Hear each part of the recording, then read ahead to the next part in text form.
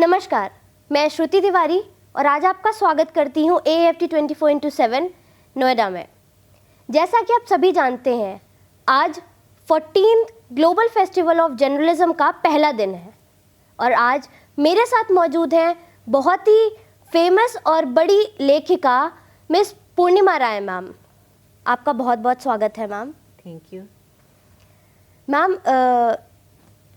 ये बातचीत शुरू करने से पहले मैं आपसे ये जानना चाहूँगी कि आपको किस चीज़ ने प्रेरित किया एक लेखिका बनने में, क्योंकि आजकल के टाइम में ज़्यादातर बच्चे हों या बड़े, फ़ोन पे ही हर इंसान आजकल लगा हुआ होता है। तो आपको किस चीज़ ने प्रेरित किया लिखना शुरू करने के लिए? देखिए, आप आजकल की बात कर रहे हैं। मैं आजकल लिखना जो मैंने चालू किया वो आजकल में नहीं किया, बहुत अरसे पहले से मैं लिख रही हूँ जी। उस टाइम उस वक्त ना मोबाइल था, ना इतना फ़ोन पे बच्चे थे, ना कुछ था। हमारे ज़माने में पुस्तकें पढ़ी जाती थी और उन्हीं से हम इंस्पिरेशंस लेते थे और कुछ मेरा शौक़ था। मैंने बहुत कॉलेज टाइम से ही लिखना चालू कर दिया था। जी। तो और लिखने का मैं मानती हूँ कि कुछ गॉड गिफ्टेड भी होता है। बिल्कुल मैम, बिल्कुल। तो भावनाएं होती हैं, नेचर होता है, सृष्टि में इतनी चीज़ें हैं, तो ये सब मिलके एक जो मन में संसार रचता है कल्पना का, तो वो प्रेरित करता है हमें कि उन्हें हम कागज़ पे उतारें, लिखें। तो ये मेरा शुरुआत थी लिखने की और मुझे लिखने में रुचि थी और मुझे बहुत अच्छा लगता था, तो मैंने लिखना चालू किया। कॉलेज टाइम से मैं लिख रही हूँ। बहुत ही शानदार मैम। मेरा दूसरा सवाल ये होगा कि ऐसी कोई बड़ी स्टोरी या इवेंट जो आपने लिखा हो और कवर किया हो और उसके बाद आपको ये महसूस हुआ हो कि नहीं, आई रियली डिड इट, मैंने कर दिखाया, जिससे कि लोगों को प्रेरणा मिली हो? जी, ये ऐसा था कि मैंने कर दिखाया। मैं बचपन में मेरे इन्फ्लुएंस रहा मेरे फादर का ज़्यादा। वो स्वतंत्रता सेनानी थे और उन्होंने मुझे लिखने को प्रेरित किया और वो मेरे हाथ से लिखाते थे जब मैं स्कूल से आती थी कि नहीं, मैंने ये करा देश के लिए, ये कितनी स्ट्रगल्स की, कैसे कैसे करा, तो वो तुम लिखो कागज़ पे। बिल्कुल मैम। तो उस टाइम पे इतना वो नहीं था हमें कि मतलब हम गूढ़ नहीं समझ पाए थे कि ये कितना ज़रूरी और कितना अच्छा था। और वो मैं लिखती रही और वो मेरे पास लिखा हुआ पड़ा रहा। और जब हम बड़े होने के बाद फिर मेरी एक सबसे बड़ी तमन्ना थी कि मैं वो उनके संस्मरण एक उनकी बायोग्राफी के रूप में, एक किताब के रूप में मैं लिखूं। मगर और वो मैं लिख पाई उनके देहांत होने के बाद ही। तो ये मेरा एक बहुत बड़ा सेटबैक था, मगर मैंने कर दिखाया, मैंने वो किताब लिखी, ये मेरा बहुत बड़ा achievement. Truly inspiring ma'am. Ma'am, आपका बहुत समय ना लेते हुए मैं AI पे कुछ बात करना चाहूँगी। जैसा कि हम सभी जानते हैं, आज के टाइम में वो मीडिया हो या बुक्स हो या न्यूज़पेपर्स हो या राइटर्स हो, हूसोएवर, आजकल AI ने सब हर चीज़ को रिप्लेस कर दिया है और कर रही है। अगर हम बात करें हमारे जनरेशन की, तो हमारे एग्ज़ाम्स भी होते हैं तो हम किताब ना पढ़ के हम AI का हेल्प लेते हैं। तो उस पे आप क्या कहना चाहेंगी कि AI अच्छी चीज़ है हमारे जनरेशन के लिए या एक ख़राब तरीके से उसको लोग यूज़ कर रहे हैं? AI पे आपका क्या कहना है? देखिए, आज ये जो यहाँ फिल्म सिटी में हुआ है मीडिया का, और मेन टॉपिक भी AI रहा है। जी।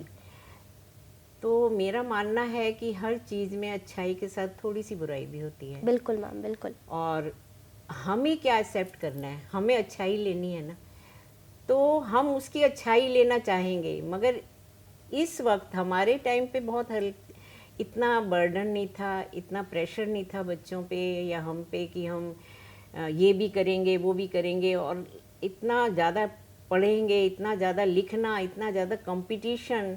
और तो हमें ये ज़रूरत नहीं पड़ी।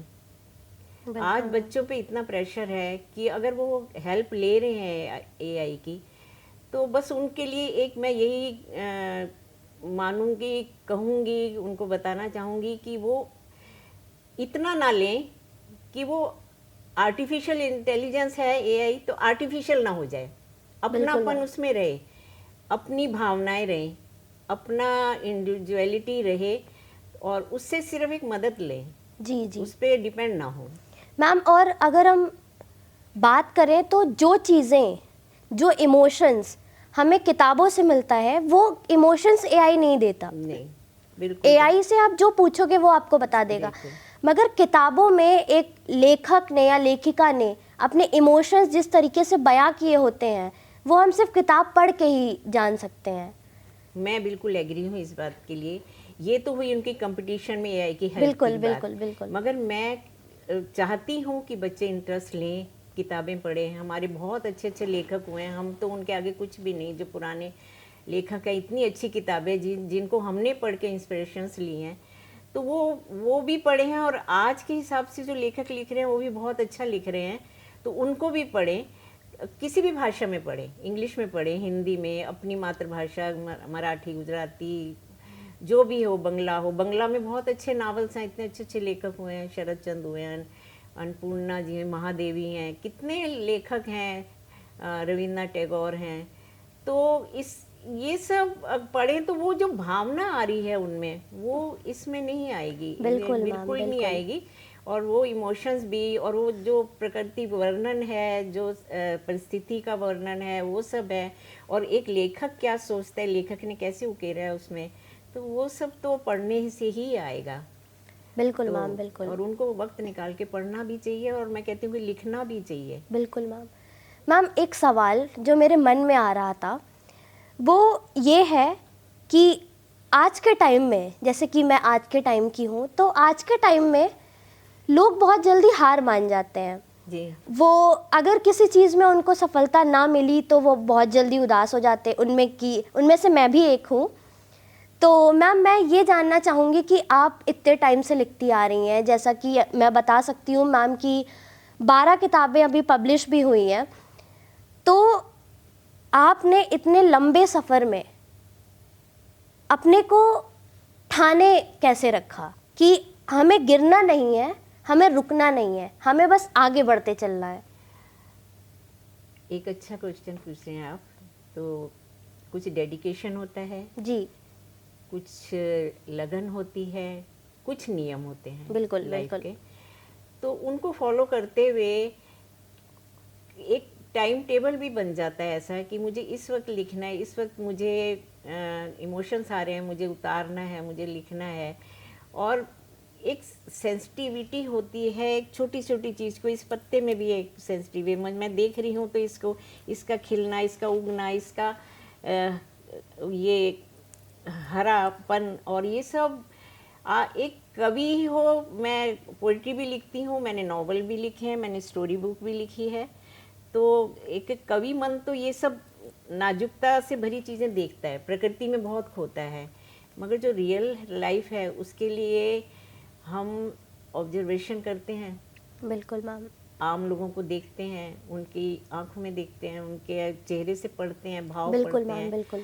तो ये सारी बातें होती हैं, और उसमें मन रमता चला जाता है कि नहीं, मुझे ये लिखना है, मुझे इनके बारे में सोचना है, या किसी से बात करके उसकी खुशी है, उसका दर्द है, जो भी है, जैसा फील होता है वो अपने शब्दों में हम लिखने की कोशिश करते हैं, और वो अच्छा बन पड़ता है और लिखा जाता है। बिल्कुल मैम, जैसा कि मैं अभी आपसे बाहर भी मिली थी तो मैंने कहा था कि देखकर ये बहुत खुशी होती है कि आपके एज के लोग अभी भी लिख रहे हैं और अपने अंदर एक साहस बना के रखा है, क्योंकि हमारे टाइम के जो लोग हैं वो बहुत जल्दी हारी मान जाते हैं। कुछ नहीं मिला तो बस वहीं पे ऐसा लगता है कि सारा कुछ ख़त्म हो गया है। मैम, इसी के साथ मैं एक आखिरी सवाल आपसे पूछना चाहूँगी। जी, जरूर पूछिए। वो ये है कि आपकी पसंदीदा स्टोरी कौन सी रही है? एक होता है ना कि हमने बहुत कुछ लिखा होता है, मगर एक जो हमने बहुत दिल से लिखा होता है वो हमारे इमोशंस को कनेक्ट कर पाता है, ना कि हमारे इमेजिनेशंस को। बिल्कुल। मैंने जैसे बताया, मैंने 2 नॉवल लिखे हैं जी। उसमें एक है भीगी बारिशें जलते पलाश, जी। और वो मेरी भावनाओं का बहुत अच्छा निचोड़ आया है उसमें, और मुझे वो बहुत पसंद है। वो उसमें मैंने एक नारी के हृदय की संवेदना को लिखा है, और वो जिस तरह हमारे अपने समाज में जिस तरह बंध के और जिस तरह रहती है, उतनी मुखर नहीं हो पाती है, और उसकी क्या फीलिंग्स होती हैं परिवार को लेके, रिश्तों को लेके, और वो है, तो वो सब मैंने उसमें उकेरा है। तो वो मैंने कहीं देखा है किसी में, बिल्कुल मैम। वो मुझे कहीं से दिखा, किसी में मैंने नोट करा था किसी में, तो फिर इसी को मैंने विस्तार दिया। मुझे नहीं मालूम कि वो इतना विस्तार इतना अच्छा कैसे बन पड़ा, मगर वो एक बहुत अच्छी किताब बनी, और वो मुझे बहुत पसंद है, और उसका शीर्षक है भीगी बारिशें जलते पलाश। जी मैम जी। और अक्सर पता है, जब हम कुछ लिखते हैं और हमारे इमोशंस लोगों तक पहुंचते हैं और वो उसको कनेक्ट कर पाते हैं, तो मेरे ख्याल से इससे बेहतर कुछ नहीं होता जी। जब लोग हमारी चीज़ों को कनेक्ट कर पाते हैं। बहुत बहुत धन्यवाद मैम यहाँ आने के लिए। You are truly inspiring. Thank you so much for coming. Thank you. For more such informative videos, keep watching AFT 24/7 Noida.